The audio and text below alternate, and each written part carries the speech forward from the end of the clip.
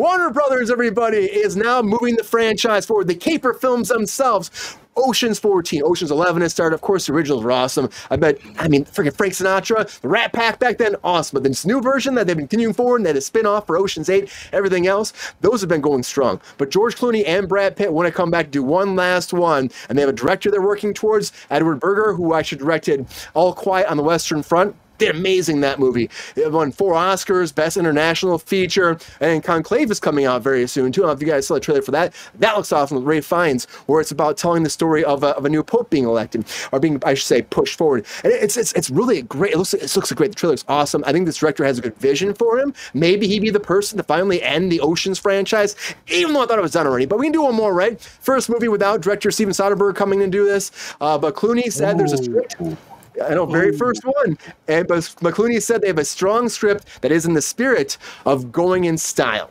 God, why even bother? Why do we want to do this? So, again, we have already done a bunch of these things. Ocean's 11, 12, 13, you did your trilogy.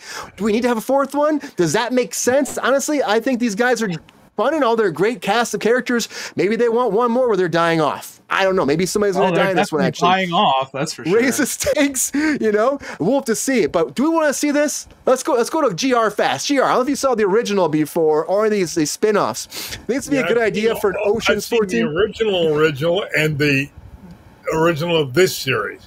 Gee, sorry, I saw the original in theater. Yeah, I did, as a matter of fact. It's not an insult. Stop it. He's going to come after you, Lexi. He's going to come after you. GR, what do you think about this? So it's a good idea for a 14th to come forward, Ocean's 14? Why not? I mean, we remake everything else. Why not another Ocean? We got 11 of them, so we can bring more after that. And like some of these guys, no problem coming back, of course, you know, Don Cheadle, Brad Pitt, Clooney. Wait, remember that we started with 11, okay? There haven't been 14 of I know. It feels like it a little bit. It feels like it. David Bannon's like another unnecessary sequel. Yeah, I know. There's the idea. But GR, is there a fan base for this still, you think? You think everybody's gonna be like, yeah, fuck yeah, roll out the red carpet for Ocean's 14? The star draw will bring people into the theaters. You're still saying that Clooney's got it in him, huh? Clooney and Pitt, They still got it in them to get the butts in the seats. They'll get enough that they'll break even at least. I mean, maybe they have an idea that's going to be the ultimate send-off. Maybe that's just what it is, that's why they want to do this. I'm not calling it a cash grab. I'm saying there might be something there. Clooney said they got some cash grab, Brian. Come on. Your words, not mine, GR. That's all I'm saying. But I'm interested to see, though, because maybe there's something. Maybe there's something fun here. The thing with Dumb and Dumber, go back to Dumb and Dumber. Dumb and Dumber 1 and 2, like the second one, go with me, Jonathan, for a second. The second one came out, and then they want to do a third one now. But Jim Carrey said he thought it was fun to do it like, they were younger, middle-aged, and let's do it as old men next. Let's wait till we're in our 80s and do it again. Maybe that's a good trend, maybe, to show where these characters are when they're older now and to see what's happened to them. But is it necessary? I don't think so. But it would be a fun character study to see. Can they actually do a heist one more time when they're in there? Like, they're not even old. They should wait 10 more years. They should be like in their 70s maybe or something like that, and then do this movie. Then it might be more interesting to me, I think. Oh. What do you think, Jonathan? Do you think there's a chance here this will be a good movie moving forward? Is what you're saying, Brian. Wait. Say that one more time, GR. I said he wants them to be my age. I want the thirsty daddy 11 or whatever it's going to be. Well, listen, you brought it up, GR. How old exactly are you? I'm the big 7-0. Really? He had his birthday on here. God, I hope I'm as cool as you when I'm 70. Jesus Christ. I saw you live on this show before I was even a guest on this show or host on this show. And listen, I voted for you. I voted for you. Before I knew who you were, I voted for you. That's what I'm trying to tell you. Brian's a good friend, and it's a great show, and we're all related to the industry in some way. Yeah. It's commercials for a long time, acting, and now he's out there. He booked GR if you need him, everybody. Book GR. My God, without the glasses, if I was wearing a white t-shirt and everybody squinted and their screens weren't working properly, we might look similar. Oh God, and I'm only 40. Okay, well. You have a little bit more melatonin than I have. A little bit. Look, fair enough. Only physically, but I think deep in our souls, you're a lot blacker than I am, brah. Well, he hasn't met Debbie, has he, Brian? Nope, he is not. Banner's saying GR is the main man right there. Thanks, Banner. Ryan, I forgot the question. Do you think, Jonathan, do you think that Ocean's 14 makes sense to bring this cast back now at this point in their career? Okay. So we started at 11, okay? We started with Ocean's 11. And Ocean's 11 with Clooney was a remake of Ocean's 11 with other people. I don't know. What was it? The Rat Pack, Sinatra, all of them? Yeah, it was the Rat Pack originally. Okay. So it could be argued, it might not be won, but it could be argued that Clooney, when Ocean's 11 came out, was sort of the Frank Sinatra vibe of our time. For sure. Right? Yeah. With the Bratt, I can see that. And all that. Okay. So this is an instance where they're not they're not creating a new story. They're rewriting an old story, but putting it in a context that we, the current populace, can appreciate and admire with people that we appreciate and admire. Let's not forget, folks, this is a business. It's not an art gallery that is sponsored by all of our billionaire grandparents. This is something where we're trying to generate not just a little bit of revenue, but enough revenue to not only cover our costs for this multi-million-dollar film project with these superstars, but also to earn a profit for us and for those superstars. So I feel like it's a great thing if we know something worked previously, if we know that story worked, then let's expand on it. Let's create more. That is how the Hollywood mindset, I think, is working right now. Look at what is making most of its money. Avengers and all these things, right? We've got more Avengers movies than we have Nights at Freddy's, I've said to people in the past. They'll catch up. They'll catch up.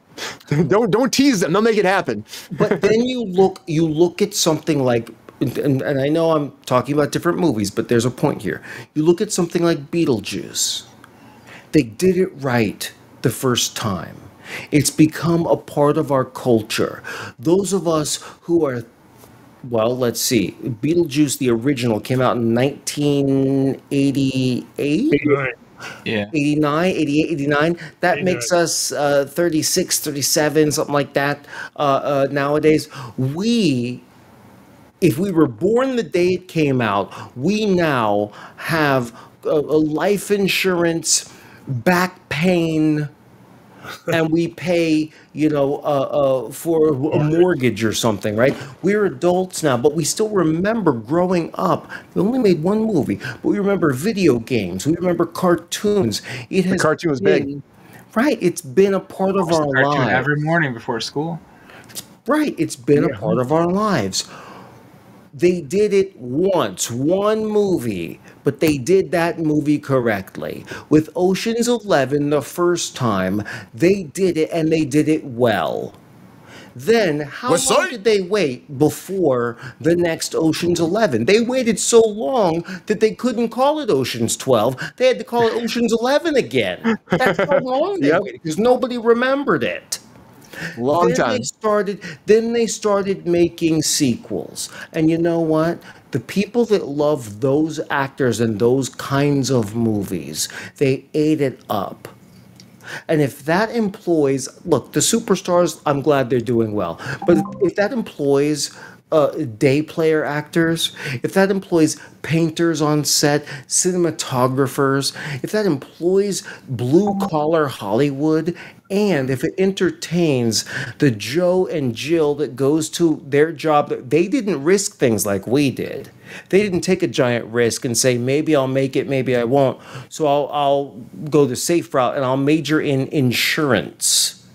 or healthcare billing, right? And they're in a cubicle, and one thing that they love is that after their meaningless to them existence, they go home and they get to watch something that is meaningful and moves them. I'm not going to say that movie's shitty.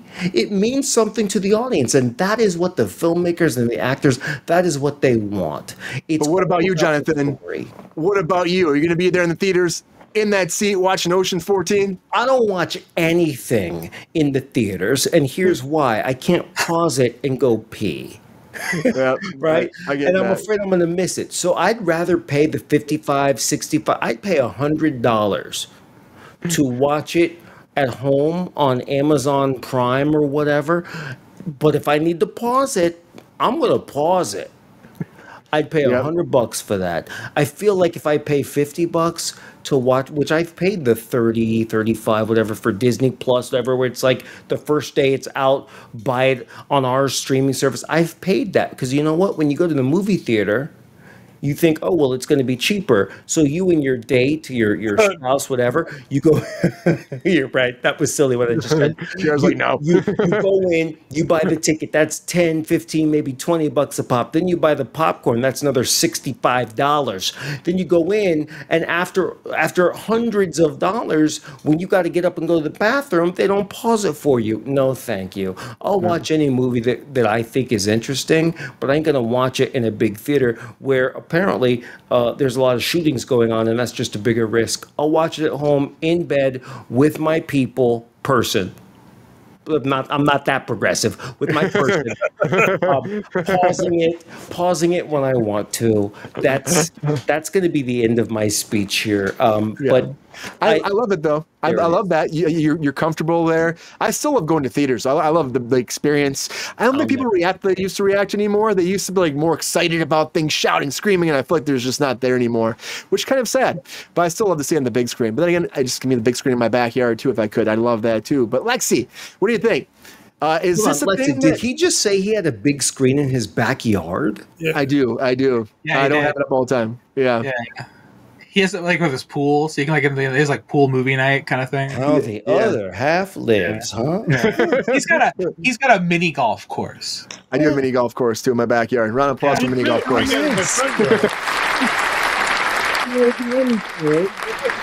It's California. Come on. Alexia, this makes sense right now because again, they've been working together. Brad Pitt and Clooney are working together now on that Wolves show. So that, or Wolf, they call it Wolves. What a weird thing. They're trying to make a spin on it. So that's been happening. Do you think that's what energized this idea for this franchise, like their friendship rekindling? Or do you think they've had some idea for a long time on the back burner to bring this forward and just took like this right time, this right place, and this right moment for this to move forward and become a big hit again? What do you think, Lexi? Well, Alien, how do you feel about Steve Soderbergh not directing this?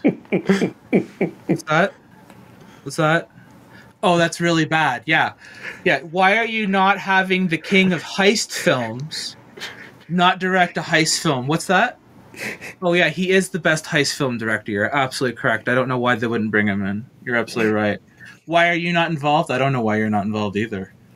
Anyway, he should be, right? It would immediately be a better film if the alien was involved, quite frankly. I don't know why you do that, though. Since you said that, what was that film? It was like Gardening with No Thumbs or something? Oh, Landscape with invisible hands. Gardening with no thumbs. Yeah, it sounds like that. But yeah, Landscape. Like It's specifically Landscape with invisible hands. Got it. Yeah, it's a great movie. I highly recommend it. But I think I don't want you to see it because it's anti-capitalism. But anyway, yeah. So another commie flick. Yeah. So it won't make any money. Nobody will watch it. I don't think the Ocean's films were looking for any kind of. I can't think of who the fuck was looking for this. I don't even remember Ocean's doing well. Like, I don't think that one did well, but I know people. I know there's a fan base of excited white men who love the Ocean's films. Like, I don't know. Hell yeah. I just I don't really like. I don't get it. Like, I've never gotten it. They all watch it. They all want to be swarmy and like act like the guys in the movie, and Not for you. No, I've never liked the Ocean films. I think that the first Ocean's film was a competent film. I don't think there's anything bad to say about it. I think Steven Soderbergh is one of my favorite directors. He's a very competent director.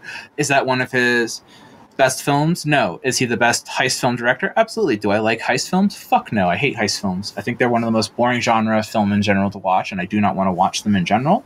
So I'm not the person to talk to about it. But is he the best? Absolutely. If you're going to watch anybody do it, he's the best to do it. I mean, what's the one that he did with Clooney that was like one of the first ones that Clooney did with him? It was a Low Down Dirty Shame. Is that what it is? Is that his? Oh. No, talking about like 90s one. Like, oh, that one's excellent. But like, it's Low still Down Dirty Shame. I think that might be it. 94. Low Down Dirty Shame. Yeah, I think that's his. I mean, that movie's excellent. I mean... Well, Lexi, what do you think a heist film represents to the common everyday Joe? Did you ever see the episode of Rick and Morty about heist films? I'm sure I did. And that's I was probably stoned out of my mind. That's exactly what I think about them. Is that episode of Rick and Morty? That episode of Rick and Morty perfectly sums up heist films. Yeah. 100%. But so you're not going to theaters. I haven't seen that. What do you mean? They're just like... It's the same thing. Like, okay, I guess like Dead Prez is a heist film. Excellent movie. Set It Off, heist film, excellent film, right? But like, I think the ones that are like, we're gonna steal from a vault or a casino or something like that, and it's like some kind of like, there's hip music playing and a bunch of guys sitting around looking cool, and they're all trying to like plan something, and it's all like done in this hip cool way or whatever. I'm just like 100% not here for it. The Lady Killer is one of the best heist movies I've ever seen. That was a great movie. That was a great movie. An amazing film. Like the opening of Joker. The Coen Brothers. I didn't like Joker. I'm not the person. But the opening. I'm just saying the opening. The heist moments. From Dark Knight. But I mean, I feel like if you're going to say that, Heat's a better example. Heat's great. They're rebooting that too. And Heat's a better film. I guess what I'm saying is I don't like Heat. What I think it represents for the normal Joe is if you had a chance to take a risk that could end your life or your freedom, but if you succeed, you would get more money than you've ever dreamed of, and you had a plan, or somebody on your team had a plan to do it, would you take that shot? Sure. That's what it represents. And I think that's why we watch those movies. I think there's like a way to do those. Like, I mean, what's the one with Jason Gordon-Levitt where The Lookout, where he's like, he got in the car crash at the start of the movie, and then he's got to watch for the guys robbing the bank in the small town. I think that's a better example of one of those kind of films where you're talking about what you want. I think that one, I feel what you're talking about in that film. There's much more of a feeling of, I have nothing to live for. I had everything to live for. I damaged my brain. I damaged myself. I killed my girlfriend. I have nothing left. Everything is on the line. This is all I have. That feels. I don't think you have to be that desperate. Whereas, like with the Ocean's films, those people are so up their own ass. Okay, fair enough. They're so pretentious, and they're so proud of themselves at every minute. I feel like on the set of that movie, those guys were high-fiving themselves after they were done their scenes every 5 minutes, and then they were high-fiving themselves in the movie at the same time. Like, those movies just feel like a boys' club. They're just having fun. And they're having fun. And that's they're just having fun. People having fun on set carries through in a film, and that's good. You want that. And that film shows that. It feels that way. But, like, I don't care that, like, a bunch of, like, upper class, rich guys like had fun on their set and did like a bunch of upper class rich guy stuff and remade a film that was a bunch of upper class rich guys doing their pretentious upper class rich guy shit. Like, it just doesn't entertain me. It's not my thing. I'm not fucking here for that at all. And the fact that you're gonna make a fourth one of those, like, who the fuck is your demographic for that? And I do not want the cast to come back. Like, the geriatric is shit. It's just like a bunch of old men coming back. I'm like, can we stop? Can we stop? 10 more years is crazy. And it's like, I'm not mad at like an actor is allowed to age with grace into their roles. I want that. I want to see actors grow into their roles. I love that. I love seeing an actor become, now I can do this. Now I'm these roles. Now I'm that. Everybody is allowed to age and grow into those roles. I don't want to see Brad Pitt playing the same fucking roles I was watching Brad Pitt play when he was 30 and 40 anymore. I'm sick of it. No. And I don't want to see George Clooney doing it anymore. And I don't want to see any of the hot, heartthrob men of the 90s and 80s that they keep selling to us as this. I mean, fucking, what was that? Cry Macho? I was like, what, am I supposed to believe that fucking 90-year-old fucking what's his face is a hot piece? I'm like, get out of here. Like, stop trying to. Was that Clint Eastwood? Yeah, the Clint Eastwood. I'm like, I'm not mad at older men being hot or attractive. There's Thank you from like, me and GR. Let me tell you something. I watched Forged in Fire. The older gentleman on Forged in Fire, the with the beard, I can't remember his name. Oh, he's so hot. He's hot as shit. It's like a hot Santa Claus. I'm like, he's so fucking hot. I'm like, he's bringing that package on Christmas Eve. That's for sure. It's like there's a way to be hot and distinguished. Like, carry yourself well. I mean, Sean Connery, when he was like peak hot, older Sean Connery, he was fucking hot as shit. You know what I'm saying? Like, there's a way to be old and hot. But like, I just want to say it is an honor to lose an argument to Lexi. This is a huge day for me, Lexi. I cannot disagree with you, and I will not disagree with you on this. I think you're a nice guy, Jonathan. I'm not. So when she's wrong, I think she's right. I also think that in terms of that is what she wants, and I cannot argue with that. And she has been very clear about what it is she wants, what heist movies, how those heist movies are done. That is her view on it. And you know what? Other people might have other views. And thank goodness we all have different views. That way we all, as actors and people in this business, can still make a living, sometimes a very comfortable one. But I will tell you, based on what she said, I'm like, you know what? This has been a pleasure to maybe have Lexi sign my participation ribbon. Because I tend to agree. You're right. You don't want to see Brad Pitt always playing exactly what he has played for umpteen years. But I do think there's an element of excitement when you see a guy who, when you were younger, you looked up to, and now that you're older, you still look up to him, and he's doing the same kinds of things, but he needs to be on the same track. Right? Like, in the beginning, he can be a devil may care, do whatever I want. Now, a couple years later, let's see him with some responsibilities and a mortgage and a family, still trying to get that stuff done. Well, I think that's what you were saying. He was the hero. Now be the guy who trained the hero. And that's what you can do. That role. You Way can be to go, Lexi. You can be the trainer. Like, you're the guy who used to be the hero. Now you're training the next hero. Lexi, do you have merch? Let's go. And they're not going to do that, though. Let's just be honest. They're not going to do that. The team's getting back together. One more heist. They can make it happen because they still got the goods, the skills, and the attitude to make it happen. That's what this movie's going to be. They'll take their medication before they start their heist, so their bones don't. They're going to make sure they're ready to rock and roll. Their blood pressure meds. This will be. My arthritis is kicking in. I'm not going to be able to crack this safe. I have a feeling this will still get people out. It'll still get people out to theaters, I bet. And you know what? We'll have to wait and find out. We'll have to wait and find out. We're going way over, but Ocean's 14 is coming, everybody. Get ready for it. Or if you're not, if you are, if you're excited, please let us know. Yo, player, if you enjoyed this video, please like and subscribe and hit the bell to be notified when we are live. And if you are able to join our Patreon, please join. Cause the Pepestar needs more snickety snacks. Cause I'm hungry. Holla back. Love y'all.